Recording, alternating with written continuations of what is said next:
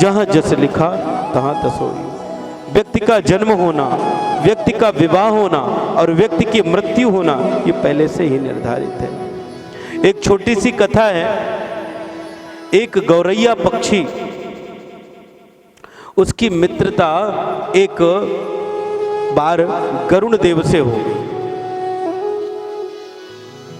इनका नित्य प्रति नियम कि दोनों बैठकर घंटों बातें करते और हरि चर्चा करते और इतनी मित्रता के साथ में ही इधर उधर भ्रमण किया करते। एक दिन गरुण और वो गौरैया बैठी हुई थी। गरुण और गौरैया साथ में बैठी हुई थी। वहां पे यम के दूत आए और यम के दूत आकर के हंस के वहां से निकल गए। गौरैया घबराई। तब गरुड़ देव ने समझाया कि चिंता मत करो, हो सकता है कि वो आए और हम दोनों की मित्रता देखकर हंसे हो।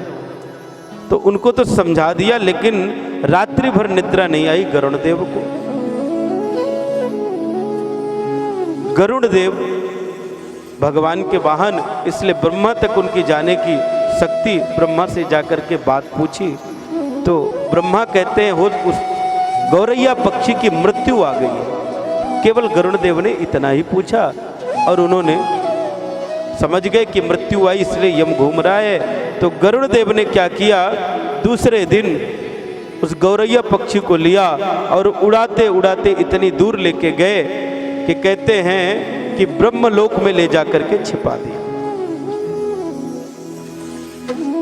अब जैसे ही ब्रह्मलोक में ले जाकर गए तो यम के दूत वहां पहुंचे और यम के दूतों ने उसके ऊपर अपना फांस फेंका और उसके प्राणों को खींच करके बाहर निकाल दिया। गरुड़ देव देखते रह गए। गरुड़ देव ने यम के दूतों से पूछा, ये सब क्या है? कल आप आए और हंस के चले गए, और ये सब क्या लीला है? बोले कल हम इसीलिए आकर के हंस के चले गए कि हम विचार कर रही है तो पृथ्वी में घूम रही है और इसकी जो मृत्यु है तो ये तो ब्रह्मलोक में लिखी है। अब हम विचार कर रहे थे कितनी छोटी पक्षी, गौरैया पक्षी इतनी दूर से उड़ करके ब्रह्मलोक में कैसे जाएगी, जहां बड़े बड़े साधक में नहीं पहुंच पाते। लेकिन बाहर नारायण की माया, जहां जिसका जो लिखा है वो ऑटोमेटिक पहुंच जाता है। आज आपने ही बचाने के चक्कर में इसको मृत्यु के पास ला करके छोड़ दिया। तो कहने का मतलब महाराज, इस संसार का नाम है संसार, दुनिया का नाम है संसार। संसार सागर सरक रहा है और हम चाहते हैं कि रुक जाए, और जब रुकता नहीं है तब हमको दुख होता है। महाराज, इसका नाम ही है मृत्युलोक। यहाँ जो कोई भी आया है, एक न एक दिन हर प्राणी को यहाँ से जाना है।